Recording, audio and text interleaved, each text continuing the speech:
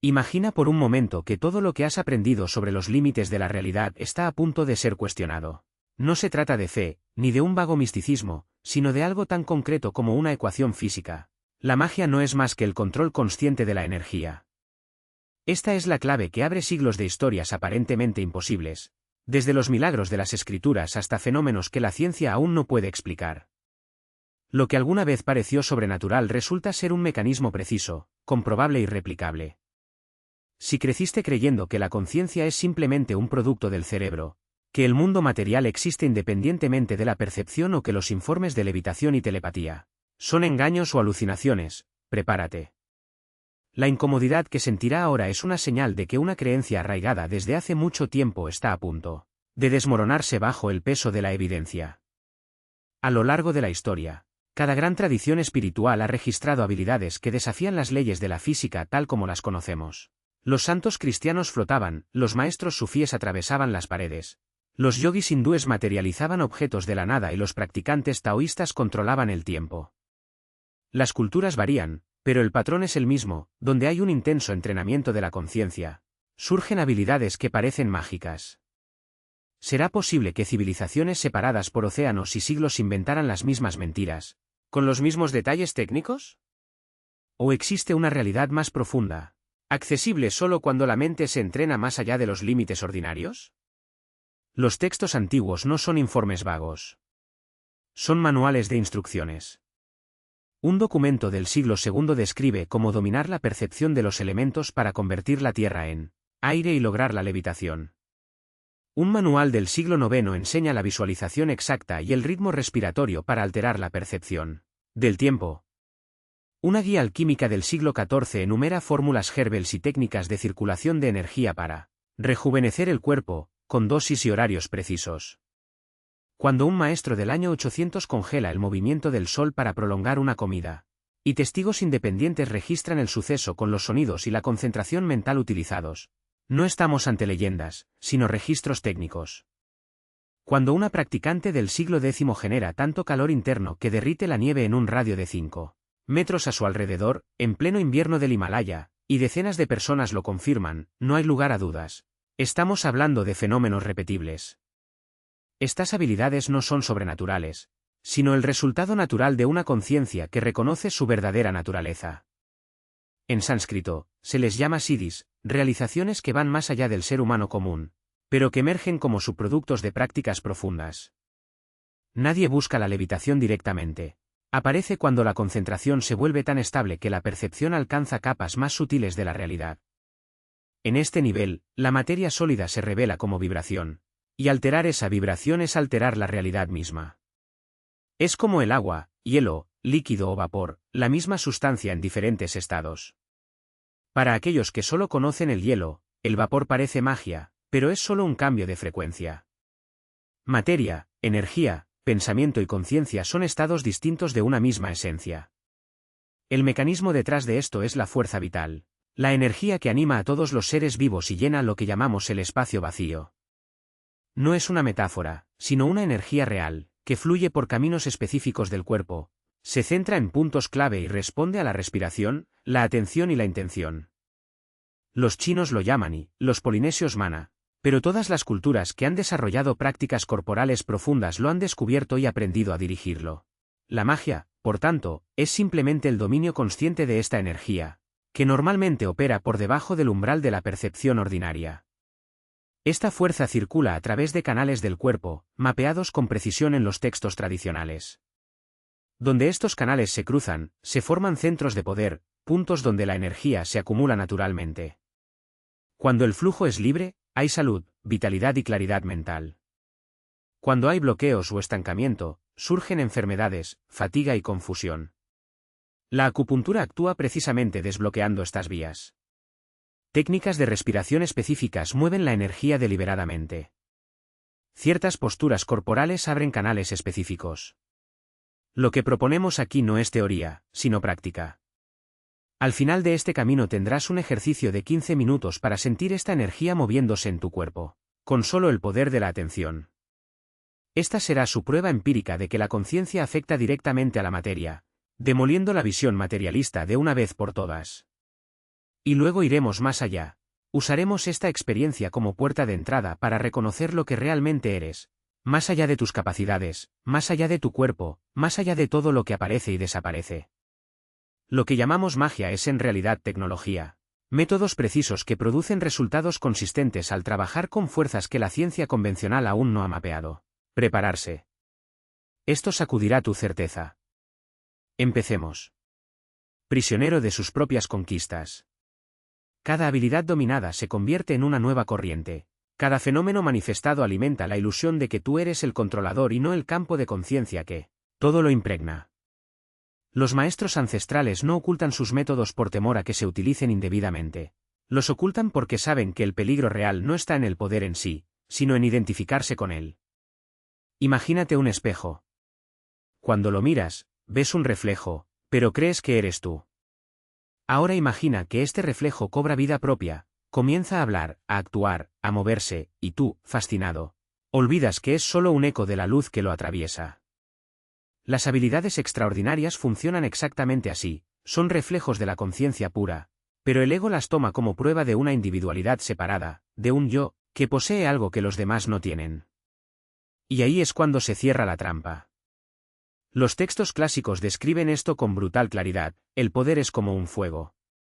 Puede calentar tu casa o quemar tu aldea. Depende de quien lo tenga. Un seguidor de la tradición Dzogchen, cuando se le preguntó por qué no demostraba sus habilidades públicamente, respondió: porque la demostración alimenta la duda alimenta el deseo y el deseo alimenta el sufrimiento. Mostrar un poder es como ofrecer veneno en una copa de oro, el brillo distrae del peligro. Otro maestro, del linaje Saiba, comparó las habilidades con las de un caballo salvaje: domarlo requiere fuerza, pero montarlo requiere sabiduría. Muchos caen porque confunden uno con otro. Y aquí está la paradoja. Las mismas prácticas que revelan tu naturaleza divina son las que más fácilmente te atrapan en la ilusión de ser humano. La meditación que disuelve el ego puede, en las manos equivocadas, convertirse en una herramienta para inflarlo. La respiración que canaliza la fuerza vital puede, si está mal dirigida, convertirse en una adicción al poder. Incluso la compasión, cuando se practica con motivos ocultos, se convierte en moneda de cambio: te ayudaré, pero solo porque me hace sentir superior. Las advertencias no son teóricas. Hay registros históricos de practicantes que dominaron la levitación, la telepatía, la curación instantánea y, en el apogeo de sus capacidades, lo perdieron todo. No por falta de técnica, sino por falta de claridad. Un yogui del siglo XIX famoso por caminar sobre las aguas del Ganges empezó a cobrar por sus manifestaciones. A los pocos años, su habilidad desapareció. No porque el agua de repente se volviera más densa, sino porque la intención detrás del acto ya no era pura. Otro, capaz de materializar objetos, empezó a utilizarlos para impresionar a sus discípulos y atraer donaciones. Sus fenómenos se volvieron cada vez más inestables, hasta que un día, frente a una multitud, no pasó nada. Los manuscritos que describen estos casos son implacables: el poder no abandona al practicante. El practicante abandona el poder cuando deja de ser un canal y se convierte en propietario. Entonces, ¿por qué enseñarlo? ¿Por qué revelar métodos que pueden ser tan peligrosos? Porque el peligro no está en el conocimiento, sino en la ignorancia.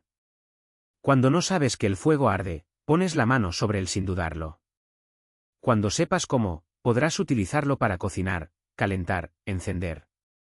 Las tradiciones no esconden las llaves del reino por miedo a que las uses, sino para que las uses correctamente. Y el uso correcto no es acumular poder, sino reconocer que ya eres el poder. La verdadera magia no está en hacer algo extraordinario. Es darse cuenta de que lo ordinario ya es extraordinario. El simple hecho de que existas, de que respires, de que pienses, de que sientas, ya es un milagro que la ciencia materialista no puede explicar. Cuando comprendes que la conciencia no es un subproducto del cerebro, sino la sustancia misma de la realidad, incluso el acto de abrir los ojos por la mañana se convierte en una manifestación divina. No hay separación entre lo sagrado y lo mundano. Solo existe la ilusión de separación, y las habilidades extraordinarias son como faros que iluminan esa ilusión, pero también pueden convertirse en nuevos velos si te aferras a ellos. Entonces, ¿qué hacer? ¿Cómo navegar por este territorio sin perderse? La respuesta está en una palabra: desapego. No en el sentido de indiferencia, sino de claridad. Los maestros que demuestran poderes sin caer en la trampa no lo hacen porque sean especiales. Lo hacen porque entienden que ningún fenómeno es permanente. Levitación, materialización, lectura de la mente, todas estas son olas en el océano de la conciencia. Puedes surfearlos, pero no puedes ser dueño del océano. Y si lo intentas, te tragará. Hay una historia sobre un discípulo que le preguntó a su maestro, si las habilidades son tan peligrosas, ¿por qué las enseñas? El maestro tomó una moneda de oro, la colocó en la palma del discípulo y dijo, porque necesitas saber qué es el oro para no ser engañado por el bronce.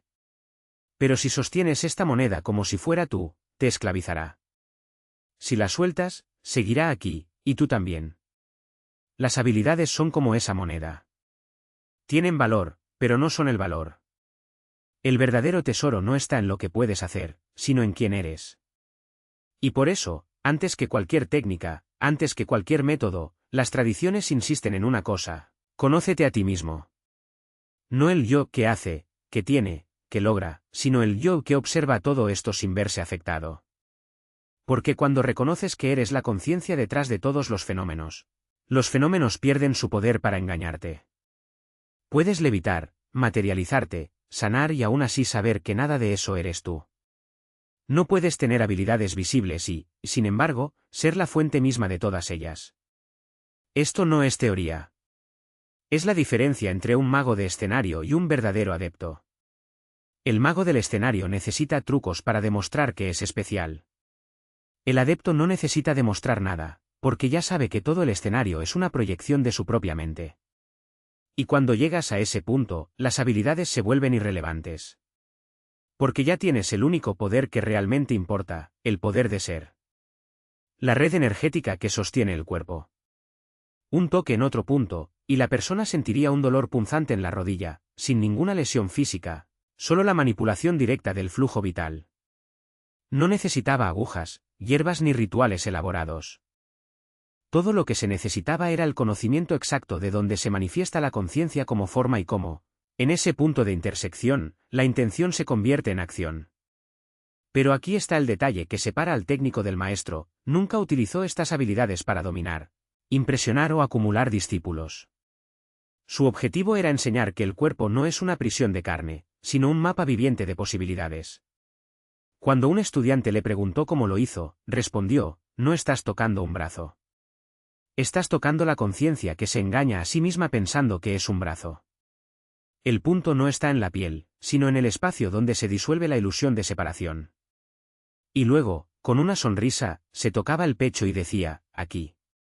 Este es el único punto que importa. El resto es solo un eco. Esa es la trampa de los poderes, son espejos. Te reflejan lo que ya eres, pero también lo que todavía crees que eres. Un adepto del siglo XII, cuyo linaje sobrevive hoy en las prácticas de curación energética, dominó lo que llamaron el arte del tacto vacío. Podría colocar su mano sobre una herida abierta y en cuestión de segundos la carne se regeneraría. Los testigos describieron el proceso como si la piel se cosiera sola, sin cicatrices, sin dolor. Pero cuando un rey lo llamó para curar a su hija moribunda, él se negó. Su hija no está enferma, dijo. Ella está identificada con la enfermedad. Si curo el cuerpo pero no la identificación, ella creará otra enfermedad mañana. O peor, creerá que yo soy el poder, no ella. El rey furioso amenazó con ejecutarlo. Entonces el adepto tocó su propio corazón y dijo: mátenme. La muerte es solo otra identificación. El rey retrocedió. La historia se repite en todas las tradiciones. El poder que surge de la claridad es el mismo que se pierde en la confusión. Un escéptico retó a un maestro zen del siglo IX conocido por su habilidad para atravesar paredes a demostrar su habilidad. Aceptó, pero antes de realizar la hazaña, dijo: si hago esto, creerás que soy especial. Si no lo hago, creerás que soy un impostor. En ambos casos, no entiendes el punto. Y luego, en lugar de atravesar la pared, simplemente se sentó frente a ella y dijo: la pared no existe. Tampoco lo que llamas yo. ¿Qué queda? El escéptico, frustrado, intentó alejarlo. Su mano pasó por el cuerpo del maestro como si fuera niebla. Estos informes no son leyendas. Estos son registros de personas que entendieron que la verdadera maestría no está en hacer, sino en ser. El poder de atravesar paredes no es más impresionante que el poder de darse cuenta de que la pared nunca fue sólida. La capacidad de curar no es más sagrada que la capacidad de reconocer que la enfermedad nunca fue real.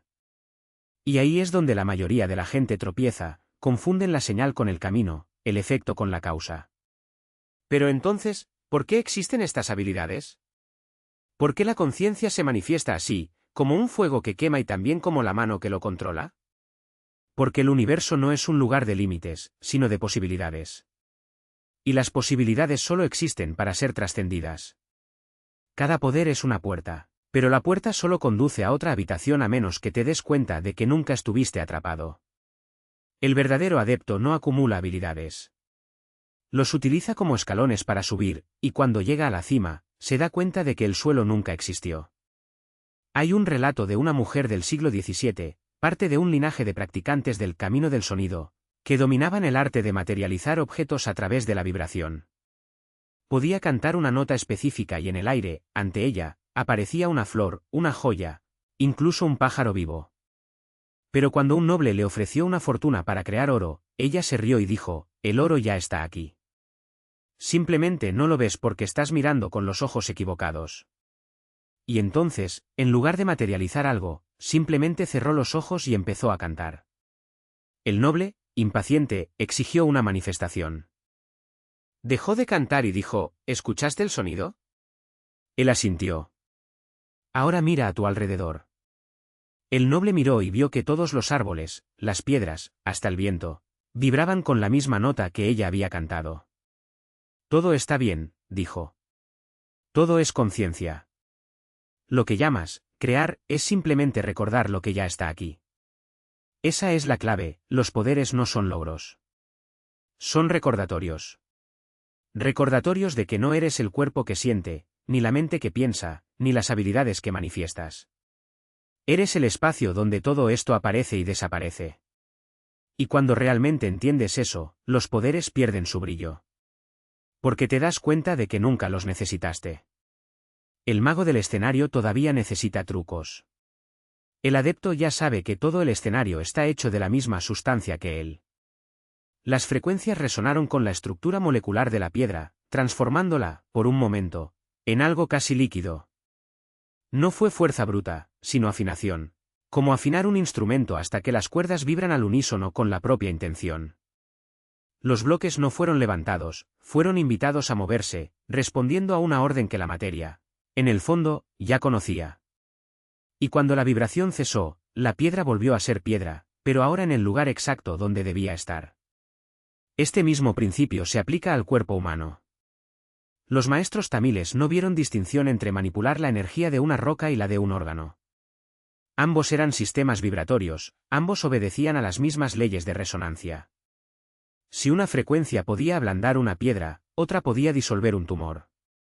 Si un sonido podía alinear bloques de granito, un mantra podía reorganizar células en desorden. La diferencia no estaba en el método, sino en la precisión.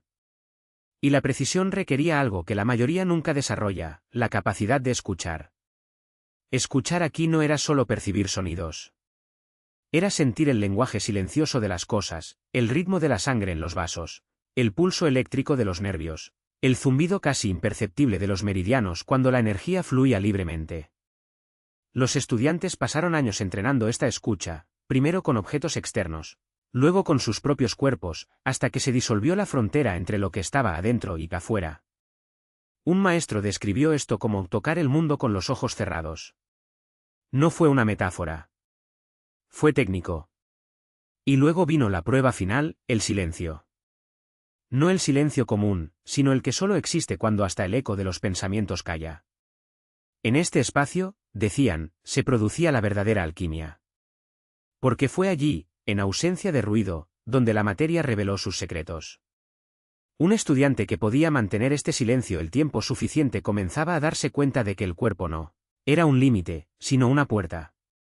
Y que las habilidades que tanto buscaba al curar, mover objetos, prolongar la vida no eran logros, sino consecuencias naturales de haber dejado de luchar contra la propia naturaleza.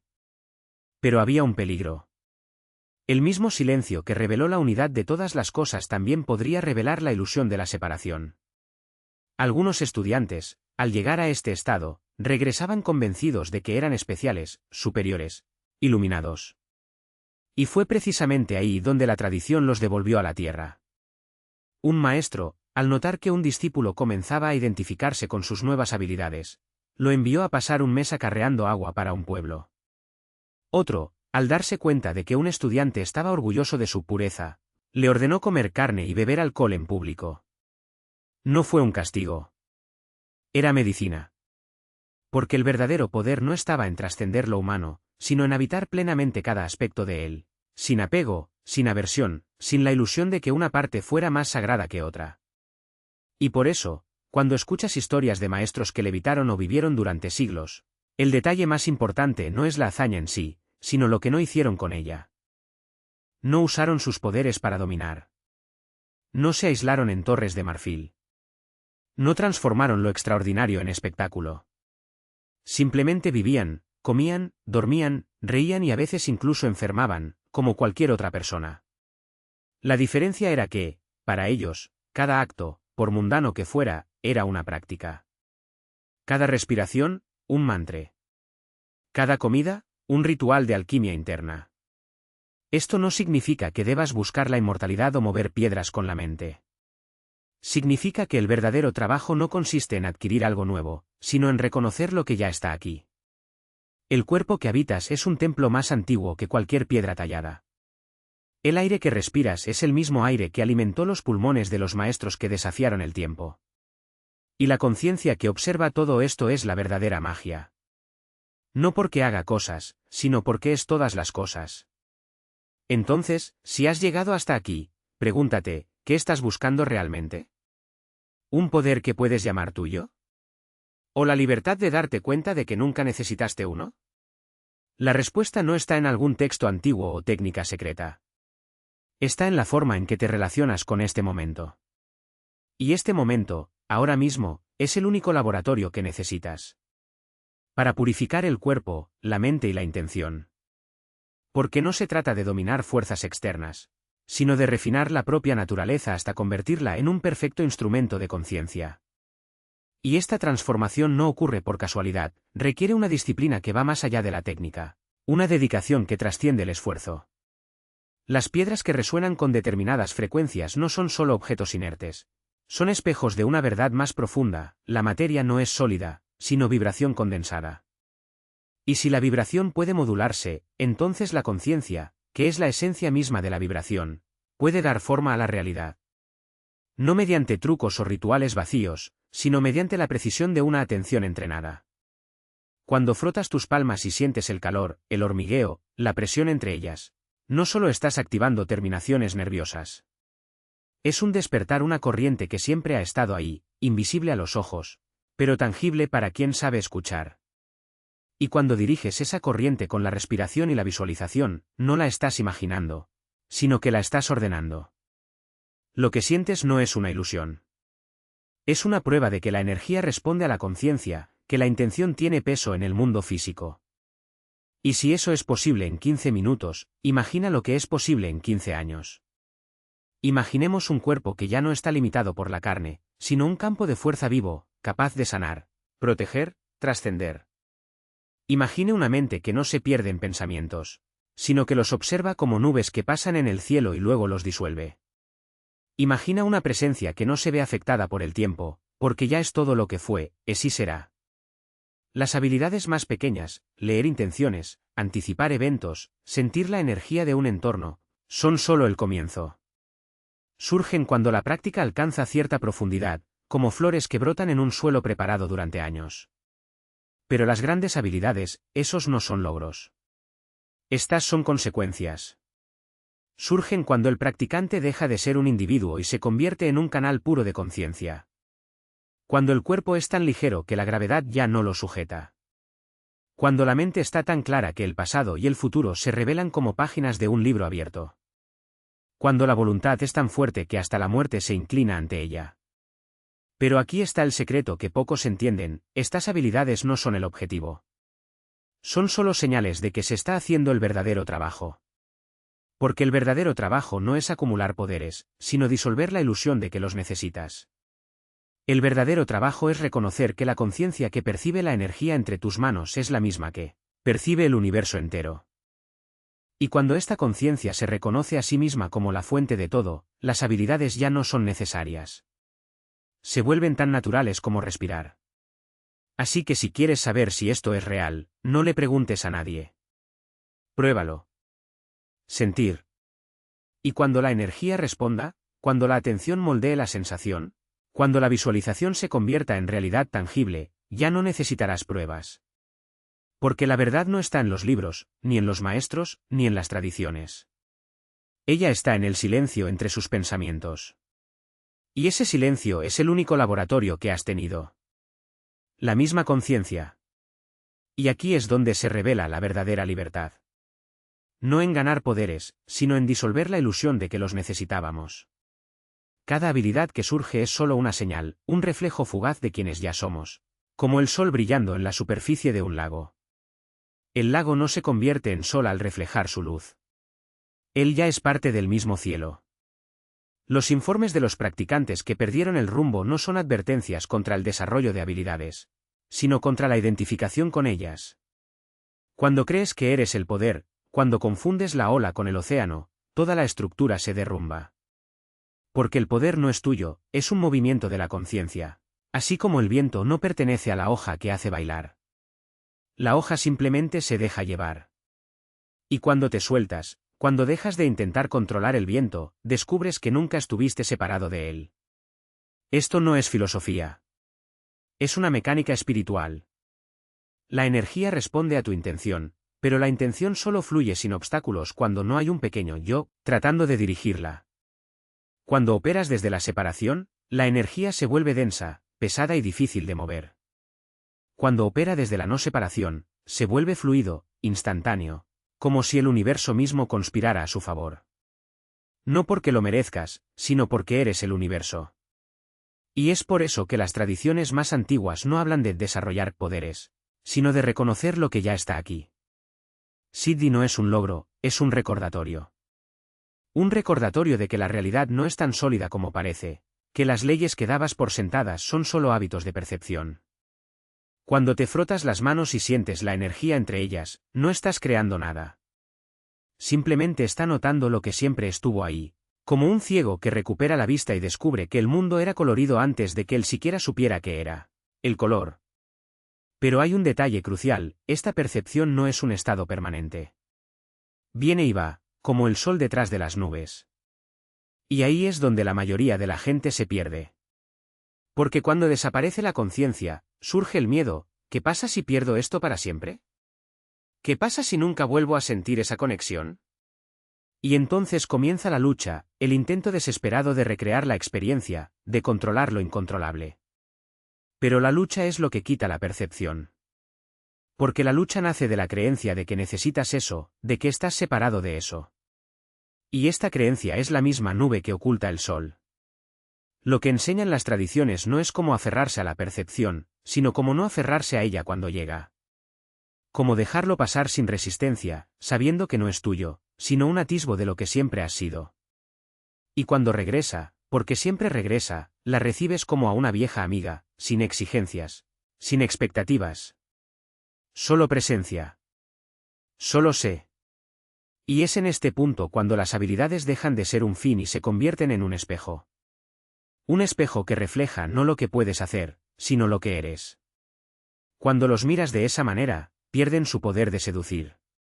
Porque ves que no son diferentes de cualquier otra experiencia, una sensación, un pensamiento, una emoción, todas ellas surgen y desaparecen en la misma conciencia vacía. Y esta conciencia no se ve afectada por ninguno de ellos. Es el espacio donde todo sucede, pero donde nada lo toca.